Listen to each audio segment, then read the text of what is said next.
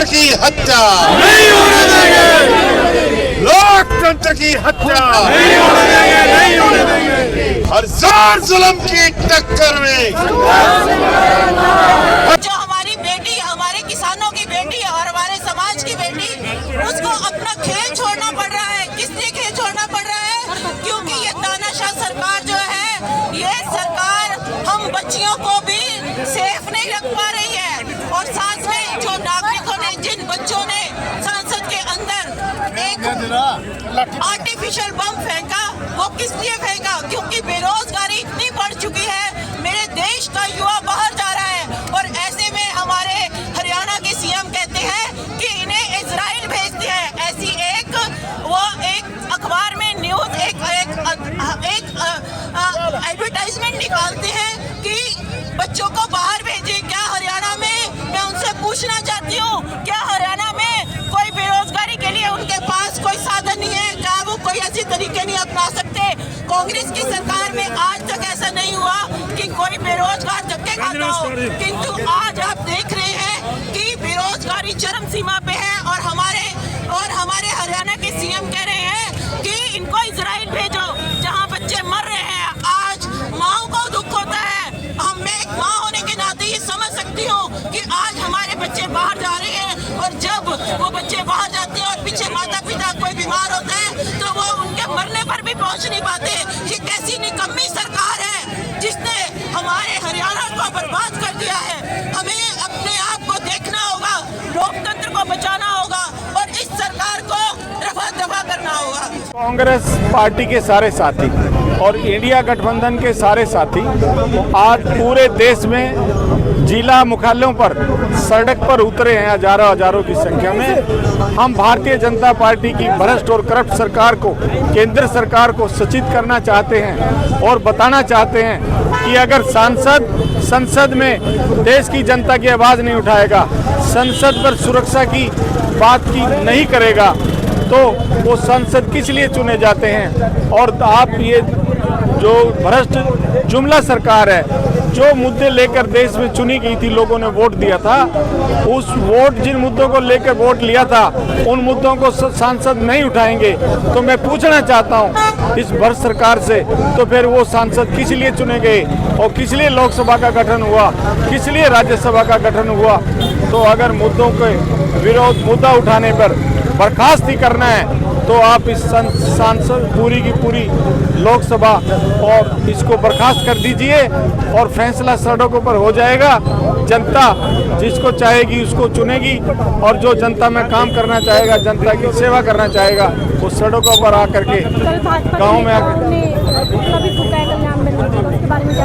देखिए, ये झूठे प्रचार करने में और झूठी बातें फैलाने में, काम में विश्वास न रख करके भाईचारे को बंटवारा करने में एक मुद्दा उठा दिया कि उपराष्ट्रपति की मिमिक्री करी, जाट की बेइज्जती हुई।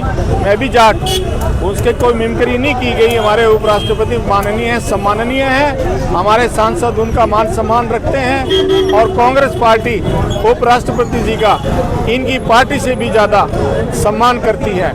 ये तो एक सांसद हैं या हम 10 साथी हैं, हम भी आपस में मजाक ठल्ला कर सकते हैं और सांसद भी आपस में किसी की पर्सनैलिटी को लेके, किसी के रवैये को लेके, किसी के व्यवहार को लेकर के उसके बारे में चर्चा कर सकते हैं। और ऐसी चर्चा करने को अगर ये उसकी निंदा करते हैं और ये पुतला फूंकते हैं, तो मैं इन निकम्मे और सोचहीन लोगों को मैं बताना चाहता हूँ, क्या गूंगे बहरे लोगों की सांसद हैं? क्या गूंगे बहरे लोगों को चुना है जो ना लोगों की बात कर सके और ना अपने साथियों के बारे में कोई चर्चा कर सके? तो मैं इनकी निंदा करता हूं और इसी चीज़ को लेकर के हम सब साथियों ने आज यहाँ विरोध किया। अगर ये अपनी आदतों पर बाज नहीं आए, अपना आड़ियल रवैया इसी तरह से अपनाते रहे, अपना तानाशाह रवैया अपनाते रहे, तो आने वाले समय में हम सारे साथी पूरे देश के लोग सड़कों पर उतर करके इंडिया अलायंस इंडिया गठबंधन हमारा जो प्रदर्शन कर रहे हैं शांतिपूर्वक, वो जो हमारे सांसद 146 सांसद जिन्होंने निष्कासित किए, उसके विरोध में हमारा प्रदर्शन है। मतलब हम तो ये कहते हैं लोकतंत्र की जो ये हत्या कर रहे हैं, ये सांसदों का ये हाल है। आम पब्लिक का क्या हाल होगा। सांसद अपने संसद में नहीं बोल सकता, एक बात है। यदि कोई बोले बेरोजगारी में बोले तो बाहर जाए, महंगाई में बोले तो बाहर जाए, भ्रष्टाचार में बोले तो बाहर जाए मैडम। तो इसी करके आज हम ये जो तानाशाही है इनकी भारतीय जनता पार्टी वालों की, उसके लिए हम जिला कांग्रेस कमेटी की ओर से प्रदर्शन कर रहे हैं। और ये हमारा पूरे जिला स्तर पर प्रदर्शन है। इसमें इंडिया गठबंधन के भी जो है एनसीपी वाले वो भी आए हुए हैं, कांग्रेस पार्टी के नेतागण, कांग्रेस कार्यकर्ता सभी इकट्ठे हुए हैं मैडम। आज हम ये कह रहे हैं यदि हमने आज इनके खिलाफ आवाज़ नहीं उठाई, आने वाला समय जो है बड़ा भयानक होगा, बहुत भयानक होगा, जिसका हम आगे इसका गैस भी नहीं कर सकते भी आगे बनना क्या है। ये तानाशाही सरकार, इनको एक ही चाहिए, बस एक ही चाहिए, इनको अपना कोई कानून पास करना है या कुछ का पास करना है, सांसदों को बाहर निकालो, कानून पास करो। कानून पास करने का मतलब ये नहीं, कानून पास करो, राज्य सरकारें हैं उनसे डिस्कस करो, सजेशन करो, कानून पास करो, वरना कानून पास करते रहो, उसका फ़ायदा क्या मैडम। ये मतलब बिल्कुल तानाशाही है मैडम। बेरोजगारी पे बोलो तो दिक्कत, तो महंगाई पे बोलो तो दिक्कत, भ्रष्टाचार के खिलाफ बोलो तो दिक्कत। इसी करके हम जिला स्तर पे आज मैडम इकट्ठे हुए हैं, तो इकट्ठे होकर आज हम प्रदर्शन कर रहे हैं। पूरे जोरों पे शांतिपूर्ण प्रदर्शन है हमारा, आज हम इकट्ठे हुए हैं। S Mahendru, senior leader Congress party, Indian national Congress party. BJP party उन्होंने एक मन बना लिया है कि असल मुद्दा कोई ना उठा सके, जो उन्होंने करना वो कर लेते हैं। ये डिक्टेटरशिप है। और अभी 146 सांसदों का एक साथ निलंबन करना इस बात का द्योतक है कि वो किसी भी चीज़ के बारे में कोई विचार विमर्श नहीं करना चाहते। वो अपनी मर्जी से जो मर्जी कानून करते, जो मर्जी नीतियाँ लाएं। सुरक्षा के बारे में कोई पूछता है तो जवाब नहीं, बेरोजगारी के बारे में पूछते हैं तो कोई जवाब नहीं, महंगाई के बारे में पूछते हैं तो कोई जवाब नहीं। अब देखिए, किसानों का मुद्दा लगा लो, कर्मचारियों का, ऐसा कौन सा वर्ग है जो आजकल सड़कों पर है, लेकिन नहीं सुनना नहीं है।